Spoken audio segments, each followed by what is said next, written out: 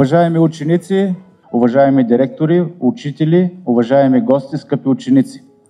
За мен е чест да открия тази важна инициатива и да ви приветствам тук заедно в името на едно по-добро бъдеще. Днес не просто говорим за проблем, а търсим решение, отправяме послание и правим избор. Избор за живот, за здраве, за свобода. Обстановката, в която вие живеете, като цяло е много по-враждебна. Аз не знам лично как бих могъл да се справя на вашата възраст, ако съм нон-стоп бомбардиран през интернет с каква ли не информация, 90% от която абсолютно фейк. Или ако ползвам жаргон, не става чеп за зеле също. На вашата възраст, в която нямате житейски опит, за да може сами да успявате да отсявате кое е вярно и кое не. Най-лошото е, че ако от тези тогава по наше време поне ги знаехме примерно от хероин, дори от една единична употреба, в тялото ти измираха едни, ако сега не мога да помня съвсем, по памет ще цитирам, около 7-8 ензима в тялото, които отговарят за преработка на някакви неща в организма. Примерно ядеш мляко, то се преработва с кой си ензим. От една единствена употреба тези ензими повече във вашето тяло не съществуват никога. А тия неща, които сега ги има по вейпове, по някакви страшни гадости, те дори не ги знаем от какво са. Дори разбрах тук и аз от медиите, че някои от тия съставки се бъркат по мазета. И са адски елементарно. Просто трябва да се зададете един въпрос. Първо, знам в каква възраст сте. Това е най-проклетата възраст за човека. Ще ви мине, не се притеснявайте. Никой не е останал тинейджър. Слава Богу. Повечето от вас и ние сме били такива и сме били доста неразумни. Но винаги си представите едно нещо. Ако някой ви даде вейп или някакъв друг тип устройство, някаква гадост, представете си, че това е вашия организъм и го сравнете с кофа за боклук. А ако се отнасяте към себе си като с кофа за боклук, нищо друго няма да ви очаква в живота, освен той самия да стане боклук. Защото има много тежки случаи. Има, доколкото разбрахте, някакъв тип от тия новите синтетични дроги, които се викат им 50-50. 50% може да така да ти отключи мозъка, или по-скоро го заключи, че ти повече никога не си нормален човек. В другия вариант да те удари някъде другаде, но и в двата случая нищо полезно не се случва. Така че това не е рулетка, изключително е сериозно. Винаги ще има около вас хора, които ще държат да са много интересни и да ви обяснят колко е яко и колко е много готино. Просто на страна оставете ги да бъдат интересни или се опитайте да им обясните, че това не е окей. Ако ви се случи да забележите нещо нередно наоколо, това са първите хора, защото наистина прекарвате може би най-много време с тях, това са първите хора, които да информирате. Няма от кого да се притеснявате. Ходете на културни мероприятия. Като допускате изкуството в живота ви, той ви гарантирам става много хубав. Ето тук имате два примера. Не е задължително да се занимавате професионално с изкуство, може да станете лекари, архитекти, но никога по никакъв повод. Не оставяйте живота си без култура. Това прави разликата от обикновен Homo sapiens и цивилизован човек. Ходете на театър, на концерти, има хиляди начини да се забавлявате. Умни хора сте, не правете глупости. Много ви благодаря за вниманието.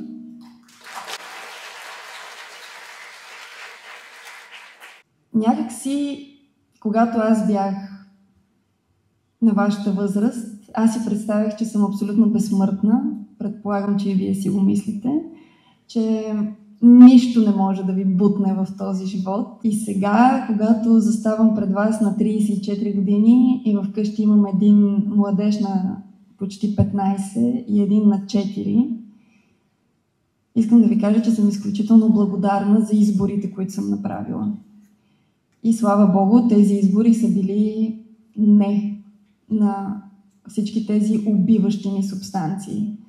Едно време някакси и наркотиците, и алкохола, и цигарите бяха модерното на деня, беше готино да пушиш, пушеше се навсякъде, вие това време не го помните, но беше разрешено да се пуши абсолютно навсякъде, дори в самолетите.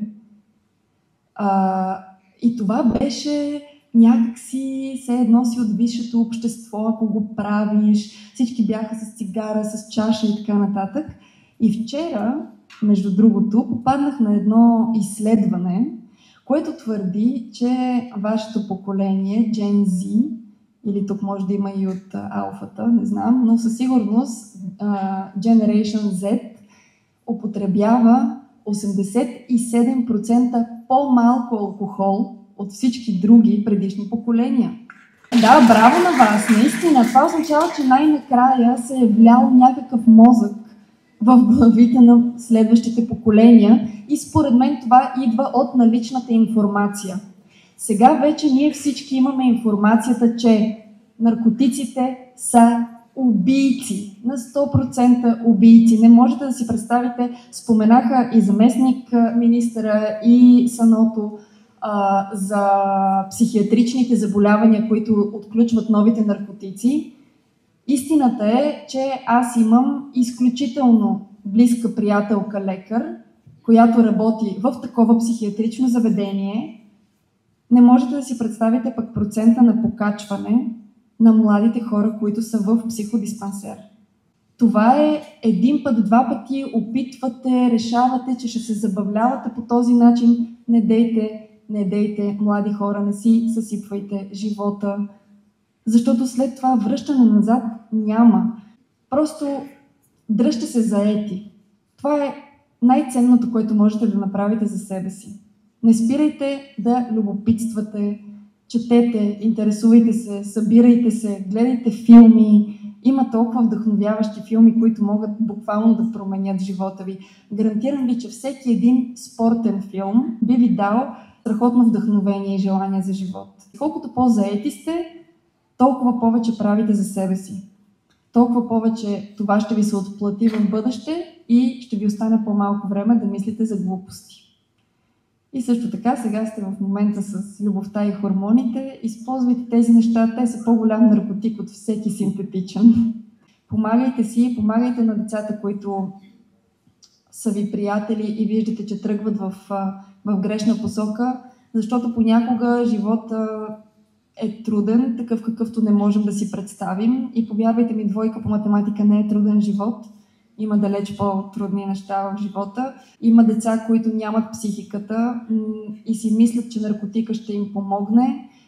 Това е абсолютна илюзия. На никой никога не е помогнал никой наркотик. Така че наистина оглеждайте се и помагайте. И също така не бъдете агресивни. Най-добре агресията, наркотиците според мен това са изборите на слабите. Бъдете силни, бъдете умни. Защитавайте и отстоявайте себе си чрез словото. Знаеш какво ми хрумна? Най-лесният отговор, първото, което и тук в филмчетата ставаше въпрос за особено последното.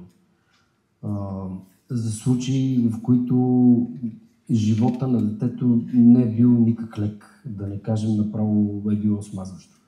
И първото нещо, което може да му хрумне на човек, защо се тръгва в тази посока, е поради тези причини. Защото просто му отнето детството, там детството е много важно. То те основополага като човек. Оттам нататък ти като нямаш тази основа, е много лесно да се заблудиш и да тръгнеш по различни пътища. Но истината е, че аз даже познавам такива случаи, че по път на наркотици са тръгвали и деца, които са имали абсолютно всичко, които са имали перфектни родители, с възможности, с пари, не им е липсвало нищо в този живот. И въпреки това и те се оказвали там. И причините вероятно могат да ги кажат съвсем професионално психолози, защото те, както се казва, глупостите и опасностите дебнат от всякъде. И за това, може би, този слоган, който е на кампанията, и върху него трябва да се фокусираме всички. Той просто събира най-важното, дори да трябва да почнем отзад напред. Преди да разнищаме всичко обратно, първото нещо, което е задължително, ако ви се изпречи на пътя възможност за досег с наркотици, е да кажете без мен. Благодаря, аз в този филм не участвам. Казвате не и оттам нататък няма да има нужда от всякакви други пояснения, обяснения, каквото и да е, защото вие сте умни хора. Аз искрено вярвам в това нещо и от това, което си говорихме, и от филмчетата на кампанията, историите, които са разказани на абсолютно истински хора, вече ви е ясно, че това не е нещо, с което може да се опита. Още с първия опит си така прецакан зловещо, че това е положението. Така че да се фокусираме върху това, като ви доближи нещо подобно, просто вие да се обърнете в обратна посока и да изчезнете с 300. Нека има повече такива събития, нека има разговори между вас. Нека всички да участваме в кампанията и нека всички да кажем не на дрогата. Просто не. Ние не сме дошли да ви плашим, да ви кажем реални неща. С госпожа Лазарова сме в Националния съвет за борба с наркотичните вещества. Там има един закон за наркотичните вещества и прекурсорите, който има 2 списъка. На всяко второ заседание ние забраняваме вещества в първия списък, което означава, че създателите на новите дроги толкова бързо ги произвеждат, че ние не можем да ги забраним. Така че аз само мога да кажа, бъдете модерни, бъдете живи, защото тези, които произвеждат, не знаят какво произвеждат, а представи си вие да знаете какво консумирате. И наистина казвайте не, защото когато кажеш не, ти себе си слагаш на първо място, а когато кажеш друго, ти угаждаш на някой друг. Просто кажи не.